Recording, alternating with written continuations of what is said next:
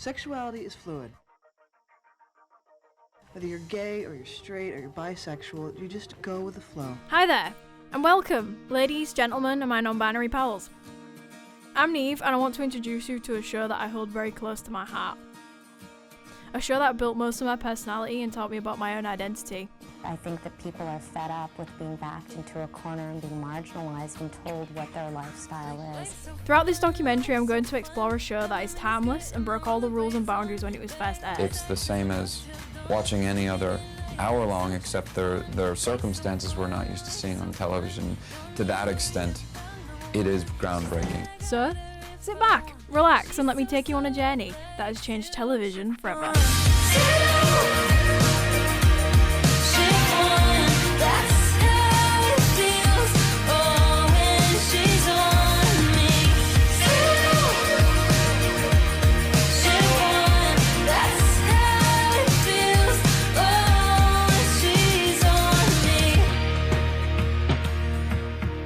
The L Word is a show about living the life you love, loving the life you live.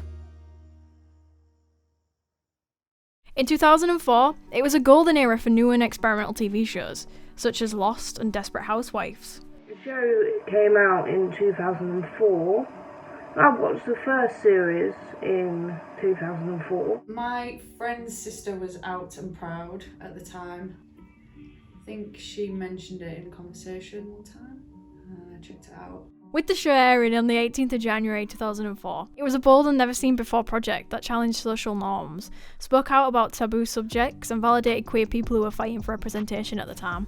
For me, one of the things that was most appealing was giving that young girl who maybe was growing up in some kind of rural community some representation of a community to which she belonged but to which she had no access. Nothing shook and challenged the small screen as much as the L Word did. The L Word is the first of its kind. I think the show defies any kind of category.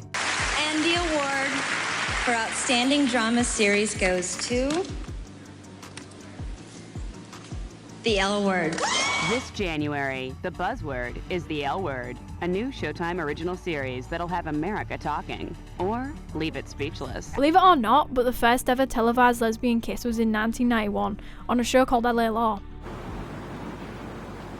I'm sorry, I have to go home. Equally, in the UK, the first televised lesbian kiss was in 1994 on a show called Brookside. I knew that Phil Redmond had an idea that they wanted to look into two girls potentially being in love. If you bring that whole world in, she has to always be a lesbian. It's not just a passing, shocking phase. The first lesbian kiss on screen on television was Brookside, and I did see it. And there was a big discussion at the time at school, whilst I was at school. This challenged TV at the time, as it was screened without censorship in 76 countries, where same-sex relationships were still illegal. America's being exposed more and more and realizing that, guess what? Who we sleep with doesn't define who we are. So when I heard about the L Word from you, and then spoke to Kate, one of my best friends, it opened my eyes that, one, there's this TV show that represents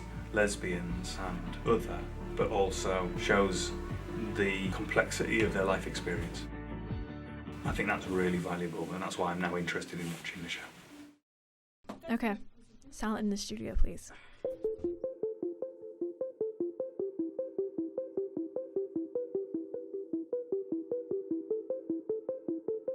For me, the characters are the most important part of making a show become a hit. Every character in this show you can relate to in some sort of way, even if that topic isn't as explicit as many other shows present. I liked the way it just is a show that you can relate to. Every character is unique in its own way. Their personalities clashing or constructing non-stereotypical friendships. Weren't you my friend? No, I'm still your friend. I'm totally your friend, but you can be a little cruel. I've been there, I remember. First, I want to introduce you to Bette Porter. Hello. She oozes with confidence and has boss bitch energy. But don't you dare interfere with my life like that. Okay, don't cross that line again. She's everything I like to think I am, but clearly I'm not. But I can only dream. Nobody likes choosing sides. But you do it so well. Unpopular opinion, but Tina is my favourite from the original. I'm Tina. Even though she didn't have much backstory, she was the character I liked the most.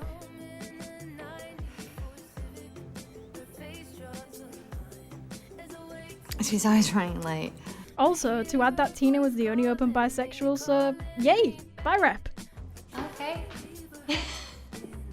Alice was the comic relief and overall funny girl. Hi! She was and still a standout character and can steal a scene no matter what the situation. Oh God, I'm stuck! Go without me! Leave me behind, it's okay!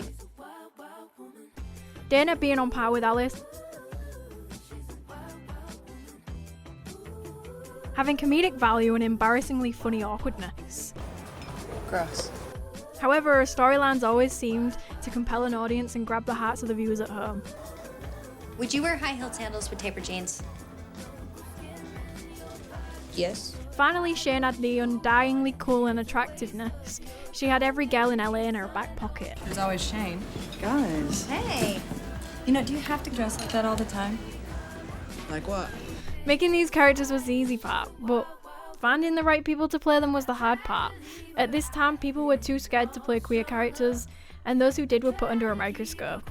Well, is it a no-no to play gay in Hollywood? We're going to cast it with the best actresses for the roles. We want you to know you are not under any obligation to get any big stars because we just know that you're not going to. However, this all changed when Jennifer Beals decided to star in the main role. The minute Jennifer said yes, anybody else was obliterated. I just was really grateful that I had found such a wonderful part, someone that was so complex to play. She's a wild, wild woman. Oh, she's a wild, wild woman.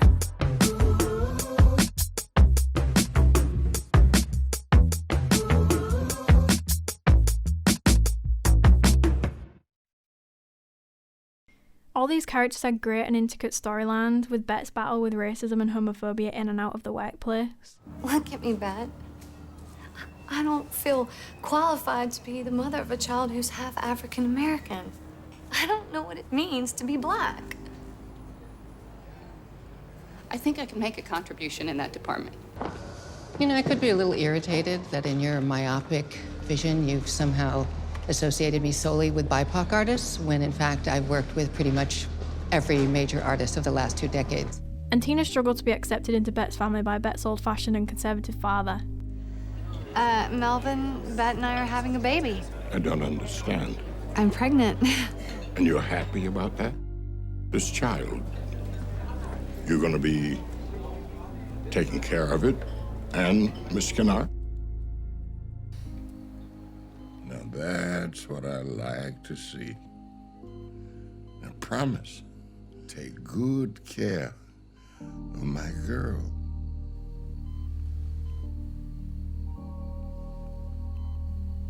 Max's storyline on coming out as transgender. I understand some of your struggle, and I respect the choice you're making in your life. But you have a problem. No, I don't have a problem with it. I'm just worried about you. Can't you understand? You know, I've never felt comfortable in a girl's body. So removing your breasts and changing yourself into a man is gonna solve all your problems? I know that won't happen. But people will start to see me for who I am. And Alice facing biphobia from her fellow peers and closest friends. Christ, Alice. When are you gonna make up your mind? Spare us the gory bisexual details, please. Well, for your information, Dana, I'm looking for the same qualities in a man as I am in a woman. Shane dealing with abandonment issues and the fear of commitment. It's because you knew your dad. Barely. He left. He left when I was very young. And when I felt like I was ready, I tracked him down. And I realized I didn't like the guy. I made a very poor decision because of that. What did you do? I left someone that I loved very much at the altar.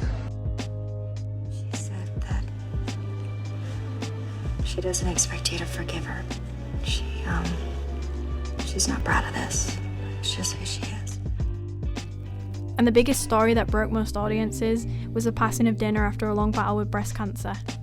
When Dana was sick, I made her hospital room my home. One day, a nurse convinced me to take a break, so I left her side. 1 in 9 women in their lifetime get breast cancer. Every one of us, every one of these writers who sat in that room in the beginning of the year had been through the death of a friend.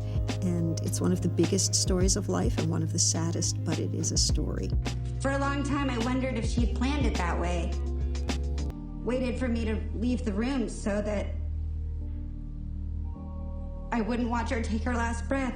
If you go online and you look at the websites where they ask which character do you relate to the most, her character has the highest votes. I think Dana would probably be the one I would relate to most. She struggled quite a lot in the show with her sexuality and whether to come out or not. It's a very touching subject, and it's sad, and it's very real. You know, we all have sisters and mothers and girlfriends who have, you know, gone through this. So it's not so unusual that of this group of 8 or 9 women, somebody gets breast cancer. It's unusual that it's early, and it's unusual that they can't stop it. I mean, in gay life, in which your friends are your family, even more so than in the straight community. Our friends are our family. They mean everything to us. And that loss becomes so deep and so profound. And we wanted to tell a story about that kind of loss. And we felt that we would be wimping out if we told it about somebody who wasn't a main and beloved character. It wouldn't have that impact. I've often said in retrospect that it's the one thing that I regret. It was a good story, I believe in the story, but the audience never forgave me for it. It just upset so many people. Story-wise, it was fantastic, but it really feels, and it still feels this way, that there's a missing piece. I think that what I've seen from what you've presented so far, and what I'm interested to see, is how there is a representation of the reality of living the life as a lesbian woman, having to negotiate a father's perspective on becoming a grandfather if their lesbian daughter is pregnant or in a relationship with somebody who is pregnant or having a child. Going through illness, like the scenes that you've presented on breast cancer, which is a female issue, you know, and to see that presented, I think categorises the show in many ways as a representation of women's lives, and there are things that are relatable for all women. Mayoral candidate, Beth Porter. Los Angeles has been very good to me, and I believe it's my turn to give back to the city that I love so much.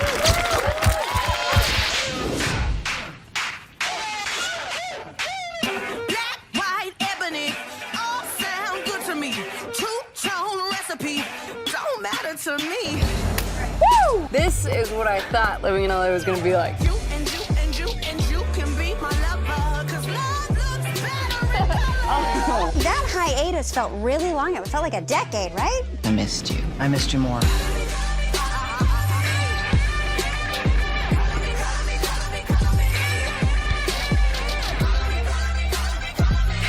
Hey, honey, give me a smile. Time's up, bitch! You can be my lover, 'cause love looks better in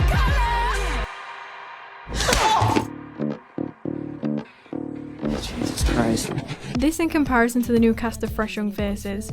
Similar storylines continued but was more modernised. I'm excited about the potential of a TV show like that, in starting a discussion and asking questions and getting people thinking and talking. With the returning characters such as Bet, Shane, Alice and Tina, the L-Word Generation Q opened up a new series of topics and issues that were handled perfectly and with the right care and time. It's come at a time that's just so socially relevant right now, like just the fact that this is happening at the time that it is. I couldn't feel more blessed to be a part of this change right now, to be on a platform where now that we have so much inclusion and diversity, like it's such a blessing to be a part of. I couldn't be more grateful.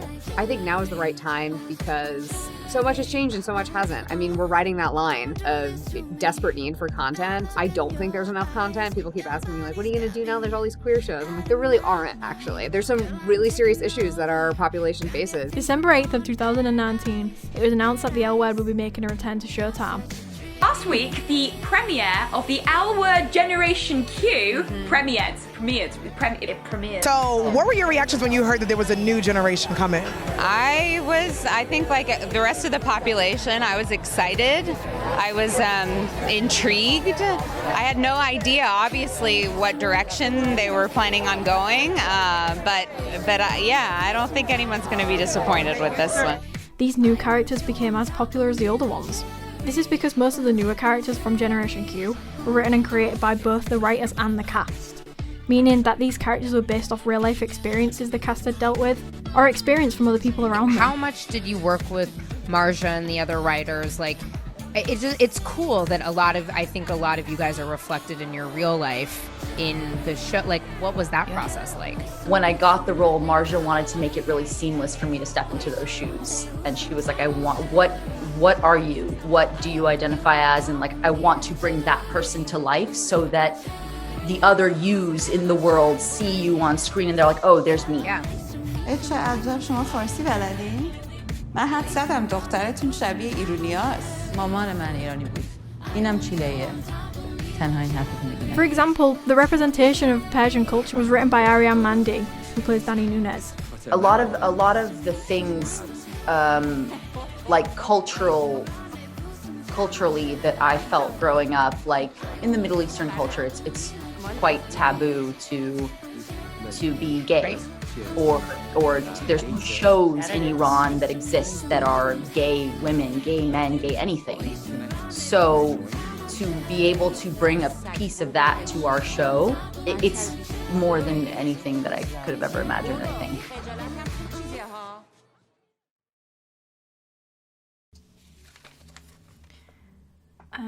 Right.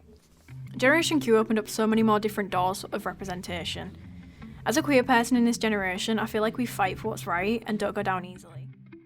This is shown in the characters from Generation Q. Well, I think we always are learning from one another, and it was really so much fun to have these new characters and also to have these new actors who have a, fresh take on this whole world. And a lot of the people I think knew the show, but what I love is you get to experience these, fresh stories from a different generation's viewpoint. This being said, with the new show comes new stories. Dani deals with a similar situation with her father, to which both Bet and Tina did, with this being the acceptance from her father to marry her girlfriend Sophie, and Sophie trying to gain validation from Dani's father, Rodolfo Nunez. Stuff with my dad, it's hard for me. He would get between me and Sophie a lot. It felt like every single decision I was making was like choosing between him or her, Finley's destructive behaviour, being an alcoholic and using this addiction to help with the difficulties in her life.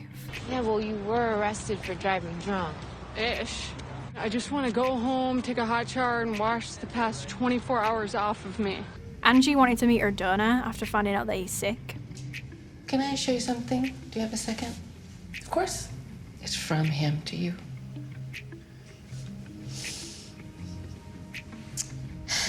Thank you. I so wish you had had a chance to meet him. Gigi opening up about her family and the discernment between her and her father. Are you close with your family? It's funny. My dad was my best friend growing up, but when I came out, he just stopped understanding me. But yeah, my dad. I used to be so angry. But now I just feel sorry for him. Okay, don't tell anyone this, but I think Gigi may be my favourite character from Generation Q. What can I say? And Micah's limit on working with only trans kids as a counsellor. It's going to be life-changing for these kids to have a trans therapist like you to know their experiences. Yeah, about that. My client list seems to be exclusively trans clients. I'm capable of dealing with all sorts of clients. I don't want to be pigeonholed. Overall, this show, like the old show, didn't shy away from subjects that were political and in some ways controversial to the time it was released in. This created a whole new battle for the L word, and they were not going to go down without a fight.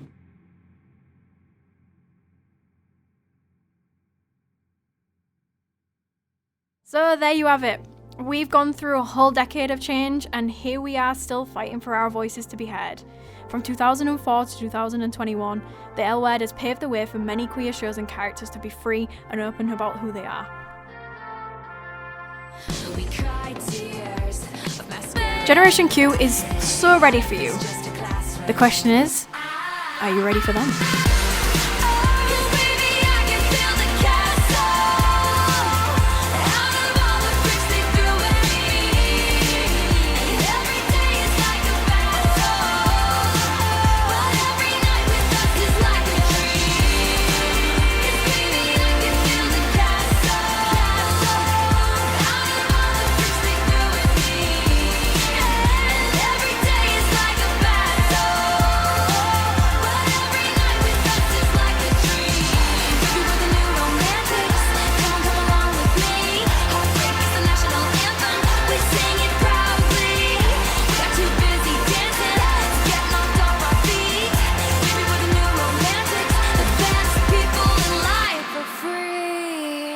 Do you see how good that was I just did?